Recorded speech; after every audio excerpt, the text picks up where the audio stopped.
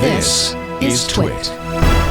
And I am excited to be joined by Scott Stein of CNET, who is, well, there in person at the, post-Meta conference. Welcome back to the show, Scott. Thank you. Or midstream Meta conference. Today is when a lot of the developer sessions are happening. So I just came out of the developer keynote and I'm here. I'm wearing the second gen Meta Ray-Bans right now, beginning to test them. So I'm in the thick of it. Wow. Yes. Right there in the thick of it. Yeah, this is very exciting. Of course, yesterday we had some live coverage from Leo Laporte of the event, the kind of main keynote announcement. And we have learned about the new Ray-Ban display glasses. And you, Scott, have over time had the opportunity to try these different devices. And I think you are one of the foremost experts in terms of, kind of understanding AR, VR, this mixed R display area. Can you tell us kind of the difference between the current Ray-Bans that people are familiar with, or the Meta Ray-Bans rather, that people are familiar with, and these Ray-Ban display glasses? Yeah, thank you, Micah. It's a long road of like evolutionary stuff, totally. And like what these are they do all the stuff that the Meta Ray-Bans do, but they also add a heads-up display in the right eye, kind of in the bottom-ish part. And it's small, but it's high res. And then there's a neural band, which is this wristband you wear. Actually, this is like the party band from the conference yesterday, which I can't get off my wrist. I have to cut it off. Imagine that, but it's a neural band. And it snugly wraps around your wrist, kind of almost like a Whoop band. All it's for is for navigation of the interface on the glasses. It's not a fitness tracker. It's not a watch. So what you're seeing is like, every AI interaction could happen without the display, but you also can invoke the display, which pops up like Google Glass, like in the days of Google Glass, but it's like something now that you can actually navigate by swiping your thumb or tapping or pinching, kind of like Apple Vision Pro. Or hand tracking. Except this doesn't have eye tracking, which some people may be very happy about, considering they might be worried about data and Facebook. But that also is a trade-off, which means that you've got to do a lot more swiping to get to stuff. It's like a little mouse and tap, but it can use the cameras and it can use the microphones and it can do more things through a limited number of apps on that display. So speaking of the neural wristband, you talk about how that is kind of at the heart of reading what your thumb and your fingers are doing to kind of let you navigate. Can you talk about sort of the fit and feel of this neural wristband? And I'd love to know for you if it felt intuitive after a period of time, if there was kind of a steep learning curve, because I did have the opportunity to try Apple Vision Pro early on in its iteration and or introduction rather, and after a short period of time, it did start to feel pretty intuitive of what I was doing and how I was doing it. I was curious if it's the same with this system.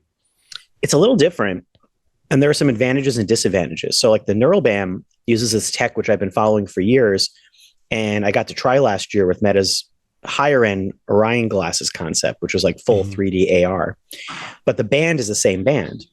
And it's using electromyography. So it's looking at, they say, is neural impulses, electrical neural impulses. So it basically can sense your finger movements and gestures. Now that's not quite as magical because you can do that in hand tracking on a VR headset or Vision Pro. You can also, like the Apple Watch is adding some gestures and things on its a thing, just like a tap. But it's pretty magical in that it recognizes all these motions when your hand is down and all these other things. That's pretty amazing. I've been waiting for that for a while, and opens a door to all sorts of other, apparently it's adaptive and you could train it to do other things. Oh, wow. They're doing like handwriting on a leg, and then it registered the handwriting. And like, I'm curious about typing, and I don't know its limits, but that's pretty amazing. The rest of it though, the interface involved a lot of like middle finger taps, forefinger taps. Sometimes I was turning an audio dial by tapping and turning my finger. Sometimes I had to go back or swipe like this, like a mouse. I found that system of interaction pretty confusing. I was worried And I'm pretty versed in this. I was worried I accidentally tapped the wrong thing and then I would like send a message or end a call. I think I did that a couple of times. So I think that's going to take some getting used to. And a lot of the reason why it's a little more confusing is because with like Vision Pro or things like that, or Orion last year, when you look at something and then you tap to confirm, it's a lot more direct, so it's like, oh, I look at that app, I'm tapping it because I can see that I'm looking at it and it's saying highlighted. Now you got to do a lot more swipey stuff to get to that thing at the top of the small screen because it doesn't know what you're directly looking at. So I think that's going to be a little more swiping than maybe people are comfortable with. It depends on how the apps all feel when you review it, or test it or wear it or whatever. You're like, I'm going to be doing that in a couple of weeks. So yeah. Yeah, so I think about something that still to this day happens to me that I thought we might be at the time where enough people have smart watches or are aware of sort of smart wrist wearables that when I look at a smart wrist wearable or a smart watch, in my case, the Apple Watch, that people are aware that these are things that will regularly get notifications. However, even still, and despite the fact that I can be relatively subtle about it, just the other day, a friend of mine who knows me pretty well and knows that we were hanging out in a group and it was kind of nearing the end of the night. I looked down at my watch to see a notification that had popped up and she said, "Oh, Mike is checking the time. We probably need to get this wrapped up." And I had to explain, no, that's not what I was doing. There's still that kind of, I think about using these devices and moving your hands around a lot that kind of gets in the way. And in that way, this sort of neural wristband approach seems like it could make for a more subtle experience that maybe people aren't going to pick up on as much. Do you feel like, as a person using it, that's one thing. Did you get the opportunity to see someone else in these interactions use it, and was it as obvious to you as what they used to call sort of that quote unquote glass hole look and feel, where it was just so obvious, or somebody walking around with a Vision Pro on their face, right? And what that, the message that sends? I think about the very first days when people wore Bluetooth headsets. And I remember the feeling of like, is that person just talking to themselves or having a conversation, or like, have they, there's a real sense of like, weird distancing from people that we now deal with all the time. I think there's a little bit of that, but it's enhanced because I think when you have something in your eye, and I haven't tested this out or noticed too much of it yet in the demo, I got very little of that. You're going to get a little bit of dead eye. I think you're going to get a little bit of that zombie stare where you're looking. I get zombie stare when I'm using the Ray-Bans too, because when I look at something to focus and ask what it is, it's like I'm looking at that thing a little too long for the camera shutter. And then people are like, what just happened to you? You turned into a robot. So I think there are going to be moments like that. And then I think you don't have to keep your hand up in the air, but I've noticed, I think it's a habit. So you might see someone starting to do this a little bit and then doing this stuff. And then you go, what is happening here? And on the stage demo, there were a lot of fails on the live stage demo, but I guess credit to Meta for trying live stage demos. But I did notice a little awkwardness between Mark Zuckerberg and it was Andrew Bosworth when they were doing kind of a glasses interaction, because builds presence or whatever. And there's like, and while you're navigating an interface with your finger, and that's not comfortable and intuitive. That's weird. I think there are some things that are automatic. Like I've seen this also on Snap's glasses recently, and Meta has a bit of it too, of live captioning, where you could get captioning or translation down the road. Snap's doing translation, but I'm sure Meta's going to be doing some of that in text too.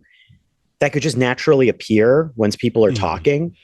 That feels more automatic and relaxed. But I feel like the moment you bring up a grid and a visual interface to do that, it's to start navigating, that's pretty different. Plus, like, what's going to happen when you're driving or biking or shopping, or we go back to that Google Glass question. When is it safe? It's going into strange territory. I also think there's social etiquettes that need to obviously still be worked out with new tech like this. Like we're still working out how to use our phones in public. We're still figuring out, don't look at your watch too much, or when do you silence notifications, and camera glasses are like a whole new awkward thing that are putting up a lot of concerns. I mean, people wearing this while giving someone a massage or whatever it might be. So I think there's a lot of questions and concerns about that. To me, it raises so many more questions than it answers them. I feel like this event and this demo have opened up all these Pandora's boxes of thoughts that I can't easily answer, which is part of what this next gen movement is to this ambient, contextual AI, as Meta's calling it.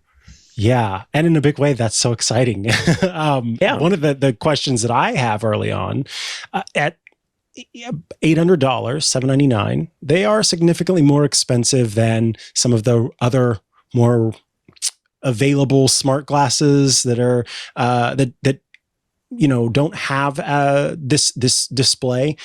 Who do you think Meta is targeting with this product? Because it's, in this case, we're not like with Orion, where it was just kind of like, we're experimenting, this is developer, This is a real thing that people will be able to buy.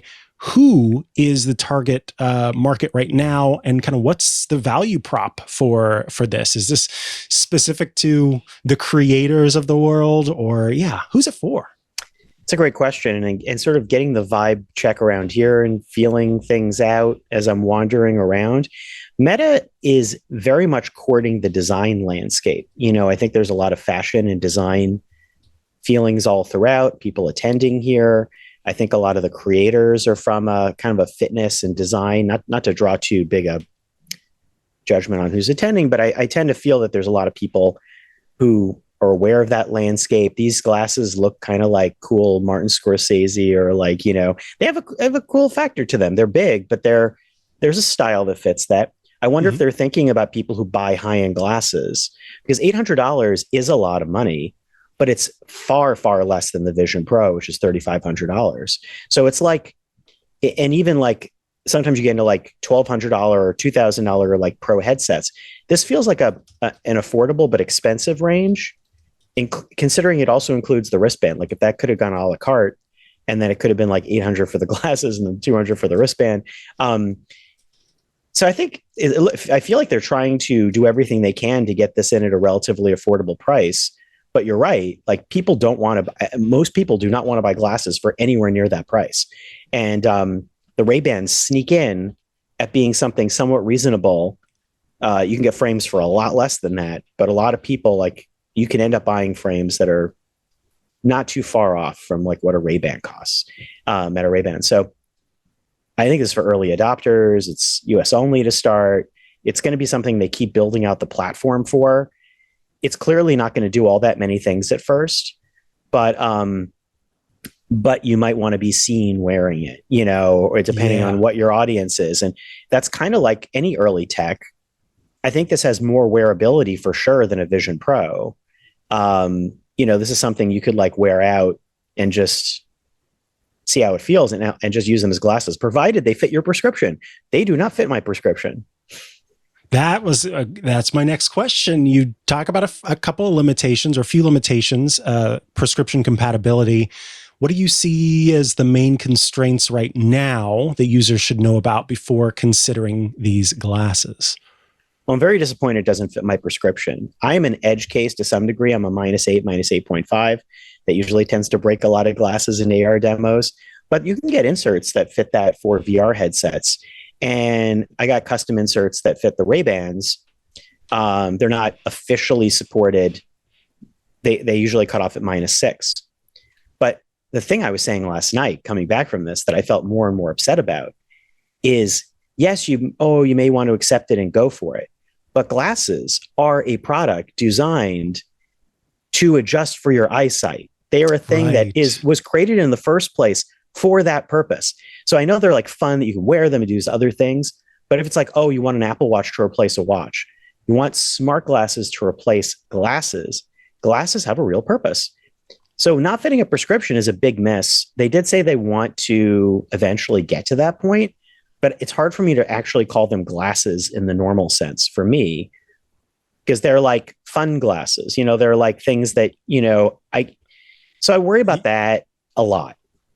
Yeah, it's like the theater 3D glasses where you pop out the lenses and wear them around. Yeah. I think it makes you look like Buddy Holly. And it's that to the point, like having a smart watch that doesn't tell time in a way, in the sense that, yes, it's not serving its original purpose. That's a really good point. And battery life, I guess, on a watch is like that now too, where you're like, well, a watch is meant to last for a while, not be charged every night. So that's a fair gripe. Yeah. You enjoying this tiny taste of Tech News Weekly? I'm happy to hear it. You can check out the full show on our website, twit.tv/TNW, or you can watch it right here on YouTube. Just click the link below.